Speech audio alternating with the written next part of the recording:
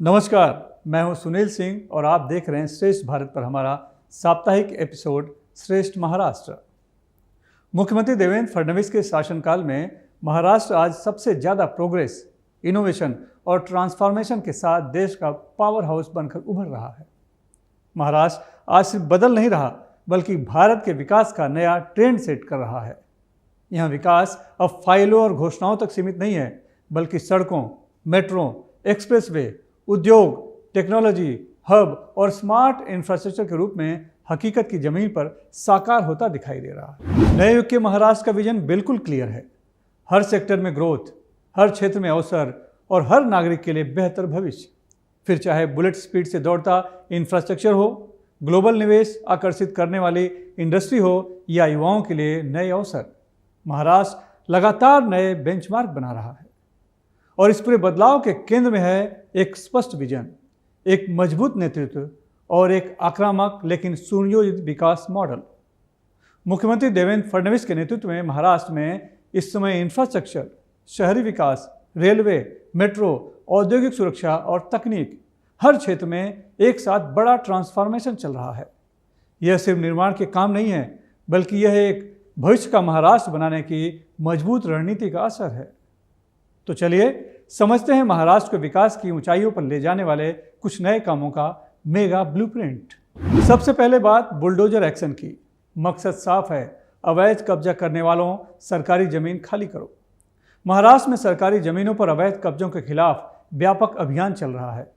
मुंबई, ठाणे, नवी मुंबई, पनवेल, कल्याण, डोंबिवली जैसे क्षेत्रों में हजारों एकड़ जमीन अतिक्रमण से मुक्त की जा रही है। हाल ही में मुंबई में बुलडोजर एक्शन तेज हुआ है। मुंबई में अंधेरी पश्चिम से लेकर मानखुर्द तक महानगर पालिका ने अवैध कब्जों पर प्रहार किया है। अंधेरी के वीरा देसाई रोड, इन्फिनिटी मॉल और मोरिया स्टेट इलाके में बीएमसी ने अवैध होटलों, कैफे, बार और दुकानों के बाहर बने अवैध शेड और निर्माणों को हटा दिया। फुटपाथों पर अतिक्रमण के कारण पैदल चलना मुश्किल हो गया था। वहीं मानखुर्द के एकता नगर में बीएमसी ने खाड़ी किनारे स्थित 14 एकड़ सरकारी जमीन को अतिक्रमण मुक्त कराने के लिए बड़ा अभियान चलाया। दावा है कि जमीन पर अवैध बांग्लादेशी कबाड़ माफिया का कब्जा था। अंधेरी में फुटपाथों को खाली कराने से लेकर मानखुर्द में 14 एकड़ जमीन मुक्त कराने तक संदेश साफ है। मुंबई में अवैध निर्माण और कब्जों के खिलाफ कार्रवाई अब और तेज होने वाली है। मुख्यमंत्री देवेंद्र फडणवीस का विजन स्पष्ट है। सरकारी जमीन विकास के लिए है, यह राज्य की संपत्ति है और इसे भविष्य की जरूरतों के लिए सुरक्षित रखना राज्य की जिम्मेदारी भी है। इसी नीति के तहत रेलवे और प्रशासन ने बांद्रा, मलाड, कांदिवली सहित कई क्षेत्रों में बड़ी कार्रवाई की है। विभिन्न शहरी इलाकों में अब तक हजारों अवैध ढांचों पर बुलडोजर कार्रवाई हो चुकी है। सरकार का मानना है कि अगर सरकारी जमीन आज मुक्त नहीं हुई तो कल मेट्रो, अस्पताल, फ्लाईओवर और सार्वजनिक सुविधाएं नहीं बन पाएंगी। यही कारण है कि इस अभियान को केवल बुलडोजर कार्रवाई नहीं बल्कि विकास का काम माना जा रहा है। देखिए, अगर हम सरकार के नज़रिए से भी देखें तो भी ये सही है और कानूनी तौर से देखें तो भी ये सही है। इसलिए सही है क्योंकि कानूनी प्रक्रिया पूरी तरह से कंप्लीट करने के बाद ही ये डेमोलिशन ड्राइव किए जा रहे हैं। जैसे आपने बांद्रा वाला देखा होगा, गरीब नगर का, वो कितने साल से केस चल रहा था। जब बॉम्बे हाई कोर्ट ने आदेश दिया उसके बाद ये शुरू हुआ। वो तो एक मुझे लगता है, मैं तब से देख रहा हूँ, मुझे अब याद भी नहीं कि कब से देख रहा हूँ, इतने सालों से उस जगह को देख रहा हूँ कि रेलवे की ज़मीन पे उनका ब्रिज तक की दिशा उनके चेंज कर दी गई क्योंकि वो झोपड़े बने हुए थे। और ये बरसों बरसों से बने हुए अलग अलग पॉलिटिकल पार्टीज़ ने उनको बसाए अपने वोट बैंक के रूप में, तो उनको हटाना बहुत ज़रूरी था। और ये बहुत ही अच्छा ड्राइव है और इसको चालू रखना चाहिए कानून के दायरे में। और ये पूरा नोटिस देने के बाद जब उसका टाइम होता है उसी हिसाब से कानूनी तरीके से कर रहे हैं, कोई प्रॉब्लम नहीं है और ये करना ही चाहिए। करेंगे नहीं तो डेवलपमेंट आप होगा कैसे? आप सरकारी ज़मीनों पे झोपड़ा बांध के बैठ जाओ और फिर बोलो मुझे घर दे दो, तो ये तो एक कई लोगों ने उसको कमाने का जरिया भी बना रखा है। कई सारी सरकारी ज़मीनों पे जो लोग बसे हुए थे इतने सालों से झोपड़े बना के, वो कोई खुद नहीं आए थे। ये इन्हीं कुछ पुरानी पॉलिटिकल पार्टीज़ के जो लोग थे, उनके कार्यकर्ता कह ले, कुछ और कह लीजिए, इन्हीं लोगों ने उनको पैसे लेके बसाए थे और उनको अपना वोट बैंक बनाया था। अब वोट बैंक होने की वजह से कोई हिम्मत नहीं कर रहा था कि उनको हटाया जाए। लेकिन इस सरकार का ये साहस है कि वो ऐसा काम कर रही है, इनको हटा रही है और अपनी जगह सरकारी ज़मीनों को खाली करवा रही है, और बहुत ही अच्छा ड्राइव है, इसे कंटिन्यू करना चाहिए। अभी भाईंदर में जो आपने देखा होगा कि कुछ लोग कह रहे हैं मस्जिद तोड़ दिया, मस्जिद नहीं, बगल में मंदिर था, उसको भी तोड़ दिया। जो भी अवैध है आपको उसको तोड़ना ही चाहिए, क्योंकि ये एक तरीका बन गया है कि सरकारी ज़मीन है, इसका कोई माई बाप नहीं है, चलो झोपड़ा बना लो, बाद में तो हमको तोड़ेंगे तो हमको घर भी देंगे। उस फैशन को, उस सोच को मिटाना बहुत ज़रूरी है, और ये फडणवीस सरकार बहुत ही बढ़िया काम कर रही है कि उस सोच को मिटाने की कोशिश कर रही है कि अगर सरकारी ज़मीन खाली पड़ी है तो आपको उस पर कब्जा नहीं करना है, आप कर लोगे तो आपको भगा दिया जाएगा, ये बात पक्की है। तो ये बहुत ही अच्छा काम है और इसको कंटिन्यू करना चाहिए।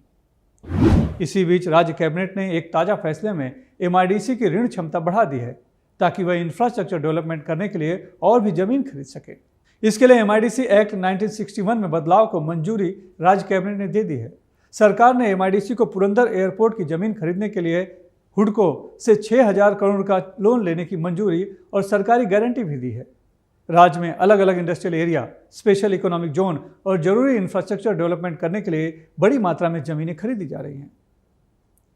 इसका मतलब है राज्य में विकास के काम में रोड़े अटकाने वाली हर बाधा को खत्म किया जा रहा है।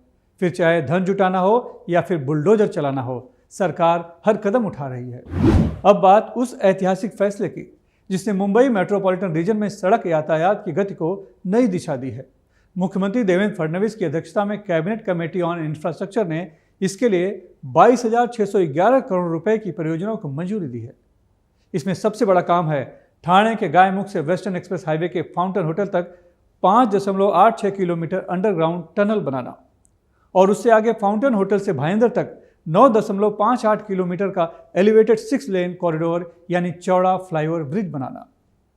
इस प्रोजेक्ट की खासियत है कि घोड़बंदर रोड का वर्तमान धीमा ट्रैफिक 100 किलोमीटर प्रति घंटा की रफ्तार पकड़ ले, ऐसी डिजाइन स्पीड तैयार होगी। इसमें टनल बोरिंग मशीन तकनीकी अपनाई जाएगी और विकास पीपीपी और बीओटी मॉडल पर होगा। इसके लिए केंद्र और राज्य सरकार की वायबिलिटी गैप फंडिंग से सहायता ली जाएगी। इस तरह यह प्रोजेक्ट ठाणे, मीरा भाईंदर, कल्याण, नासिक, पनवेल और हाईवे को जोड़ते हुए मुंबई की लाइफलाइन बदलने वाला है। यह परियोजना रोजाना लाखों यात्रियों को ट्रैफिक जाम से राहत देने के लिए वरदान सिद्ध होगी। फडणवीस साहब इतना अच्छा कर रहे हैं, जितना अपने को नज़दीक ला रहे हैं, अपना टाइम बचा रहे हैं, उससे अपना ही फ़ायदा है। टाइम बचता है, आप घर पे जल्दी जा सकते हो, ऑफिस जल्दी जा सकते हो, बिजनेस ज़्यादा कर सकते हो, नौकरी अच्छे तरीके से कर सकते हो। अपने बच्चे स्कूल में जाते हैं, स्कूल से घर आते हैं, पिकनिक जाते हैं, कहाँ भी जाते हैं, वो जो टाइम जाया होता था, जो टाइम वेस्ट होता था, वो अभी नहीं हो रहा है।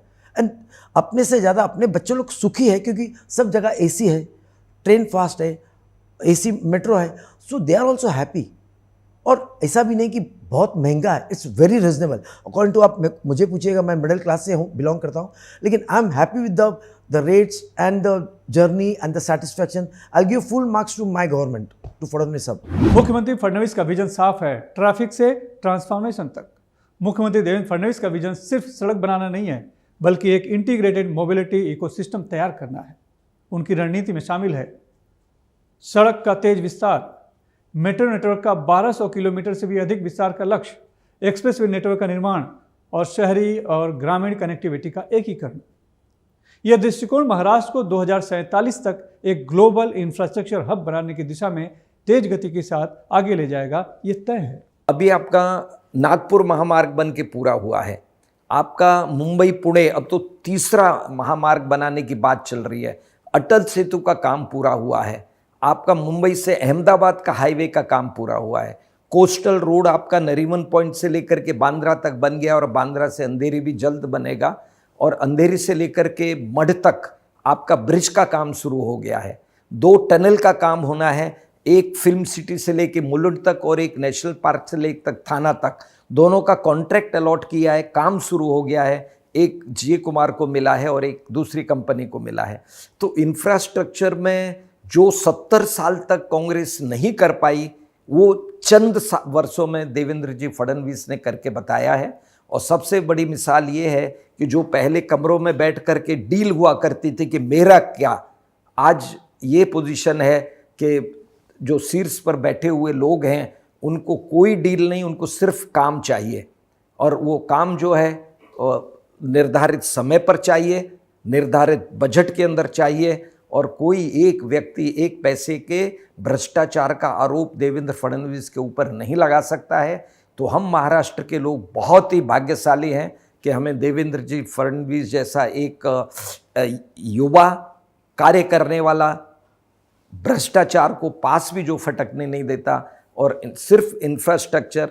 अभी 4 दिन पहले की बात है कि मराठाओं को वही सुविधाएं मिलेंगी जो ओबीसी को मिलेंगी। हर वर्ग को साथ में लेकर के चलना, हर जिले का डेवलपमेंट करना, हमने कभी सपने में नहीं सोचा था कि पनवेल का एयरपोर्ट बन करके तैयार हो जाएगा। जिस तरह का डेवलपमेंट हो रहा है, चाहे इंफ्रास्ट्रक्चर का हो, चाहे एजुकेशन में हो, चाहे सोशल रिफॉर्म्स हो, उन सभी चीज़ों को देखते हुए लग रहा है कि 2030 तक हम एक 1 ट्रिलियन इकनॉमी तक पहुंच जाएंगे। और अगर यही रफ्तार चलती रही और देवेंद्र फडणवीस जी सरकार में रहे तो ज़रूर हो सकता है कि ये 2047 तक 5 ट्रिलियन इकनॉमी महाराष्ट्र पहुंच जाए। अब बात उस प्रोजेक्ट की जो आने वाले समय में मुंबई और नई मुंबई को नई पहचान देगा। नवी मुंबई इंटरनेशनल एयरपोर्ट से आसान आवागमन के लिए लगभग 28 किलोमीटर लंबा मेट्रो कॉरिडोर बनाया जा रहा है। इसमें से एक है सागर संगम से सीबीडी बेलापुर तक बनने वाली मेट्रो और दूसरी जाएगी पेंढार से नई मुंबई एयरपोर्ट तक। यह 5,575 करोड़ रुपए की महत्वाकांक्षी परियोजना है।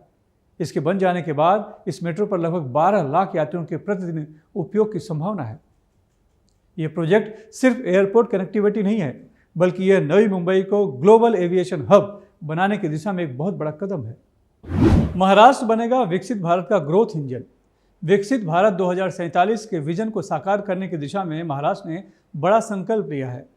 नीति आयोग की 11वीं गवर्निंग काउंसिल की बैठक में प्रधानमंत्री नरेंद्र मोदी के नेतृत्व में महाराष्ट्र ने विकसित महाराष्ट्र 2047 का महत्वाकांक्षी रोड मैप प्रस्तुत किया। राज्य का लक्ष्य 2047 तक $5 ट्रिलियन की अर्थव्यवस्था बनना है। इसके लिए नई शिक्षा नीति 2020, AI आधारित शिक्षा, विश्व स्तरीय education hub, skill development, startups और उद्यमिता को नई गति दी जा रही है। साथ ही स्वास्थ्य, महिला सशक्तिकरण, खेल, श्रम सुधार और एग्रीस्टैक जैसी डिजिटल कृषि पहलों के जरिए समावेशी विकास को बढ़ावा दिया जा रहा है। जिलों और तहसीलों के विकास, नवाचार आधारित नीतियों और युवाओं को अवसरों से जोड़ने की रणनीति के साथ महाराष्ट्र खुद को भविष्य की अर्थव्यवस्था के लिए तैयार कर रहा है। इस तरह विकसित भारत के सपने को साकार करने में महाराष्ट्र सिर्फ सहभागी नहीं, बल्कि देश के विकास का प्रमुख ग्रोथ इंजन बनने की दिशा में आगे बढ़ रहा है। इंडिया में जो सबसे बड़ा FDI फॉरेन डायरेक्ट इन्वेस्टमेंट जो आता है वो महाराष्ट्र में आ रहा है। बाकी सब आप राज्यों से कंपेयर करेंगे, क्योंकि महाराष्ट्र देखा जाए तो जैसे एक ट्रेन है, ट्रेन का इंजन महाराष्ट्र को कहा गया है, क्योंकि महाराष्ट्र पूरा जो बिजनेस स्टार्टअप्स हो या बड़े बड़े इंडस्ट्रियलिस्ट हो, बड़े बड़े इंडस्ट्री हो, महाराष्ट्र में उनका जड़ है। अपना स्टॉक मार्केट यहाँ पर है।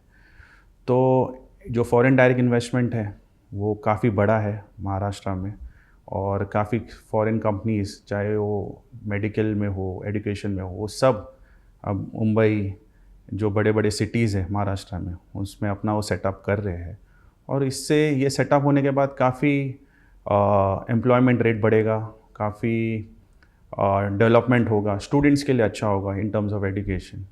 तो काफ़ी ओवरऑल आप देखेंगे तो काफ़ी हर क्षेत्र में काम बहुत अच्छी तरह से चल रहा है। अब बात रेलवे क्रॉसिंग पर बने फाटकों की। मुख्यमंत्री देवेंद्र फडणवीस की महाराष्ट्र सरकार ने राज्य को फाटक मुक्त बनाने और रेलवे क्रॉसिंग खत्म करने का मिशन बनाया है। रेलवे क्रॉसिंग पर होने वाली दुर्घटनाओं को रोकने और वहां की ट्रैफिक जाम की समस्या को हल निकालने के लिए रेलवे फाटकों को पूरी तरह खत्म करने का बड़ा अभियान शुरू किया गया है।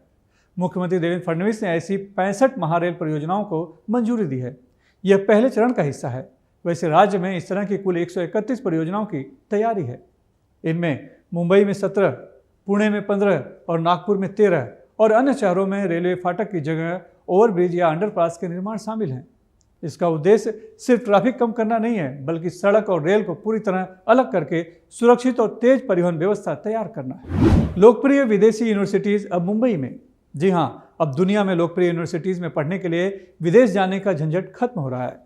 वही विश्वविद्यालय अब अपनी फैकल्टी के साथ यहाँ मुंबई में अपना कैंपस बनाकर पढ़ाई कराएंगे, यानी भारी भरकम रकम खर्च करके विदेश जाने की जरूरत नहीं होगी। ब्रिटेन की प्रतिष्ठित ब्रिस्टल यूनिवर्सिटी को मुंबई में कैंपस खोलने की मंजूरी मिल चुकी है। इसी साल अगस्त से पवई में यह यूनिवर्सिटी शुरू हो जाएगी। इसके शुरुआती चरण में 250 विद्यार्थियों को प्रवेश मिलेगा। वहाँ डेटा साइंस, फाइनेंस, इकोनॉमिक्स और आर्ट्स कोर्सेज चलेंगे और अगले कुछ वर्षों में 2500 से अधिक विद्यार्थियों को एडमिशन देने की योजना है। इस तरह यार्क यूनिवर्सिटी का मुंबई कैंपस भी पवई बिजनेस परिसर में विकसित किया जा रहा है। यह इलाका टेक कंपनियों, स्टार्टअप्स और कॉरपोरेट ऑफिसों का हब है। यहाँ दुनिया के लोकप्रिय विश्वविद्यालय के कैंपस हाई फाई शिक्षा का वातावरण बनाएंगे। यह कदम महाराष्ट्र को ग्लोबल एजुकेशन हब बनाने की दिशा में महत्वपूर्ण माना जा रहा है। इससे देश के छात्रों को अब भारी रकम खर्च करके विदेश पढ़ाई जाने की आवश्यकता नहीं होगी, बल्कि वहाँ की वही यूनिवर्सिटी अब यहाँ अपने कैंपस बनाकर वही शिक्षा यहाँ देगी। यह शिक्षा की दिशा में नई क्रांति का आगाज़ है। मैं तो समझता हूँ सबसे बहुत ही अच्छा डिसीजन है, क्योंकि अभी आप देखोगे कि जब स्कूल सब यहाँ पे आ रहे हैं, इंटरनेशनल स्कूल आ रहे हैं, लेकिन उसके आगे यूनिवर्सिटी कहाँ जाना है तो हमारे बच्चों को हमको बाहर ही भेजना पड़ता था। उसमें ऐसा होता था कि because of some economy H1B1 visa और लोन का पैसा वो बहुत ज़्यादा जाता था। इससे वजह से अभी क्या हो रहा है कि कम से कम अपने बच्चे यहाँ अपने आँखें के सामने पढ़ पाएंगे और उसके हिसाब से बाकी यूनिवर्सिटी का स्टैंडर्ड भी हाई हो जाएगा। यूनिवर्सिटी यहाँ आने से अपने भी प्रोफेसर जो अच्छे काबिलियत प्रोफेसर है उनको वो भी सिखा पाएंगे। इनफैक्ट अपना सब स्टैंडर्ड हाई स्टैंडर्ड वो एजुकेशन स्टैंडर्ड हाई हो जाएगा, ऐसा मुझे लगता है। और जो पेरेंट्स को जो इल फीलिंग था कि वहाँ बच्चा जाएगा, ख्याल रखेगी, जो टेंस होते थे वहाँ नहीं होंगे, बच्चा भी उनके सामने पढ़ेगा। और आज माता पिता को वही चाहिए कि उनके बच्चे उनके सामने पढ़े। और जब ये ऐसा हो रहा है अपने फडणवीस के हिसाब से तो I am very thankful to him. इसके अलावा राज्य में नए कॉलेज खोलने का रास्ता भी साफ हुआ है। महाराष्ट्र सरकार ने राज्य में महाराष्ट्र सार्वजनिक विश्वविद्यालय अधिनियम 2016 में संशोधन को मंजूरी दी है। इससे राज्य में नए कॉलेजों को मंजूरी देने का रास्ता साफ हो गया है। अब कॉलेज के विस्तार, नई शाखाओं के निर्माण, नए पाठ्यक्रमों, अतिरिक्त डिविजन्स को मंजूरी देने की प्रक्रिया आसान हो जाएगी। सरकार के इस कदम का सीधा उद्देश्य है कि उच्च शिक्षा संस्थानों में शैक्षणिक विस्तार को गति मिले तथा विद्यार्थियों को आधुनिक शिक्षा और रोजगार के अनुरूप अधिक अवसर उपलब्ध हो। मानसून से पहले हाईटेक बनी मुंबई मेट्रो और अब सबसे महत्वपूर्ण तैयारी, मुंबई मेट्रो मानसून के लिए पूरी तरह तैयार है। बारिश के खतरों को भांपते हुए मुंबई मेट्रो ने 39 स्टेशनों पर 2496 CCTV कैमरे लगवाए हैं। 30 संवेदनशील स्थानों पर इमरजेंसी पंप तैयार रखे गए हैं। आपातकाल की स्थिति के लिए 5 स्टैंड बाय ट्रेनें उपलब्ध रहेंगी। 14 स्टेशनों पर एनीमोमीटर सिस्टम तैयार होगा। AI आधारित ट्रैक मॉनिटरिंग सिस्टम काम करेगा। मुख्यमंत्री देवेंद्र फडणवीस का स्पष्ट संदेश है कि मानसून चाहे जितना भी भारी हो, मुंबई की रफ्तार नहीं रुकनी चाहिए और यही इस पूरी योजना का सबसे बड़ा उद्देश्य है।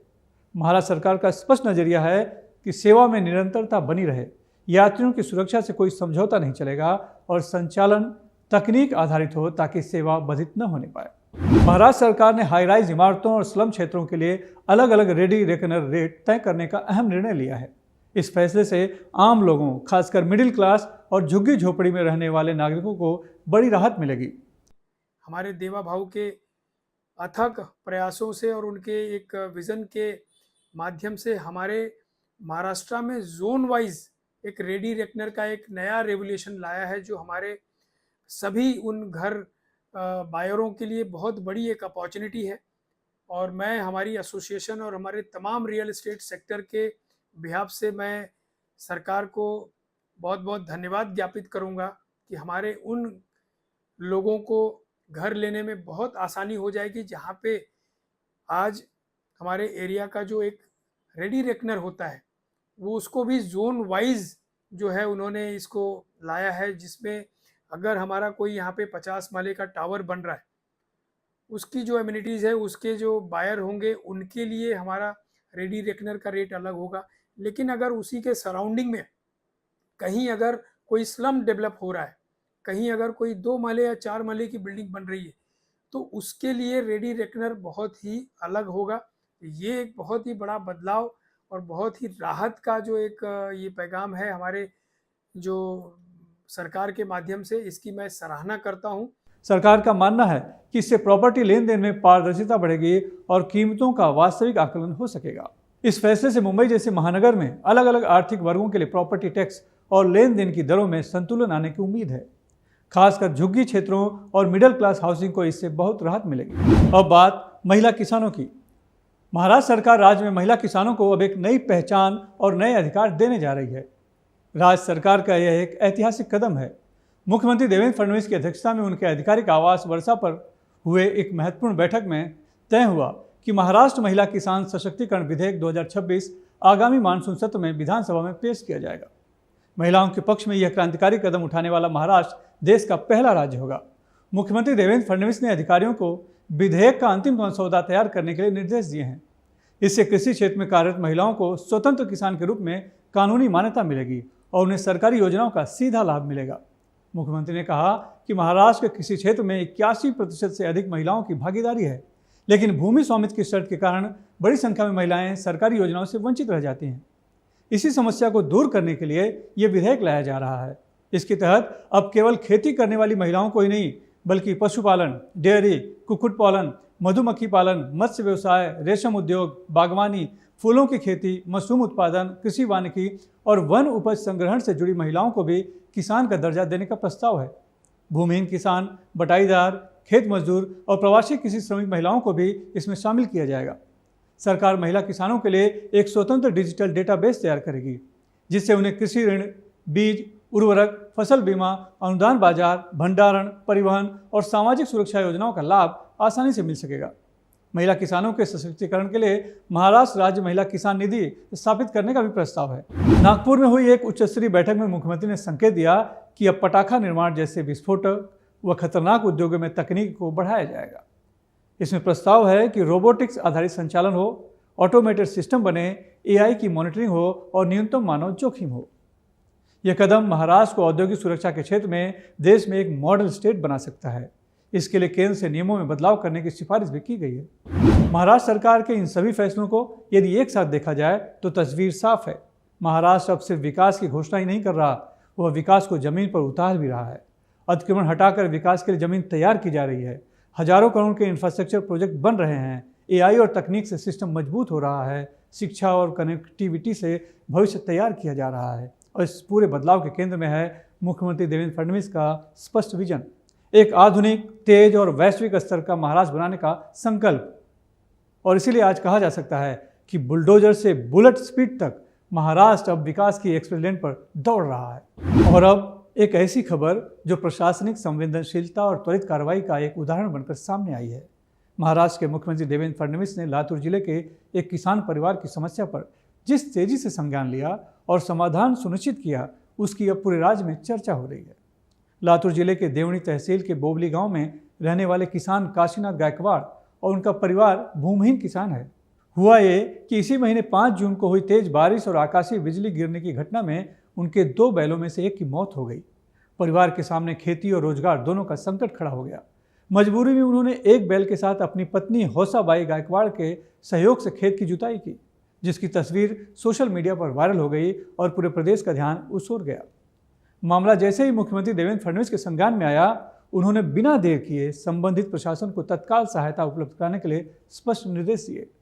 मुख्यमंत्री सचिवालय ने लातूर जिला प्रशासन, पशु संवर्धन विभाग और राजस्व विभाग के साथ समन्वय करते हुए प्रभावित परिवार को एक नया बैल उपलब्ध कराया और मृत बैल के लिए आर्थिक सहायता भी स्वीकृत कर दी।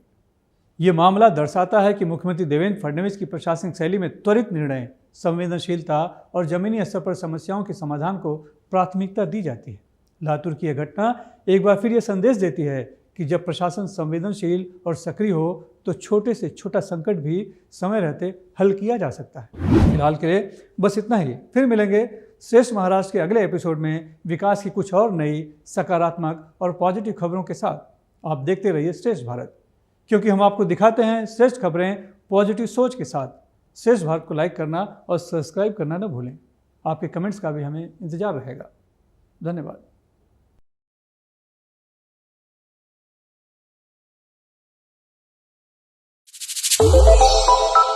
श्रेष्ठ भारत पर खबरों से जुड़े रहने के लिए चैनल को सब्सक्राइब और लाइक करें, बेल आइकन दबाएं और देखते रहें श्रेष्ठ भारत।